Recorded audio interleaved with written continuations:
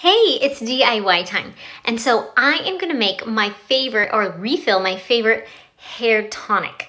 So my hair's feeling a little frizzy lately, and I love putting this kind of just like a water and oil, essential oil spray to help it like kind of make the shine again and boost it and help with any frizz. So it's super easy.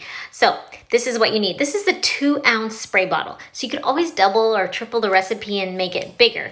I like small quantities so it doesn't get like older, you know I could use it up. So 3 drops tea tree, and I'm using my little funnel just so I don't spill precious oils. 2 drops of lemongrass, and these are all oils great for your hair, and 1 drop peppermint. And then I'm gonna put, almost 2, a couple drops of lavender. And you can also do rosemary or cedarwood. I mean, it's kind of up to you because it's DIYing, right?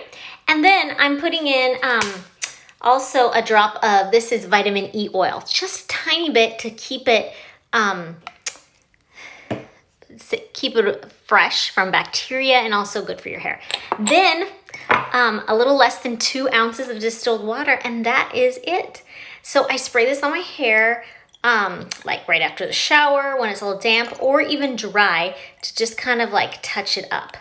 There we go, and put the spray bottle, and I can't wait to have my non-frizzy hair again, and it smells so good.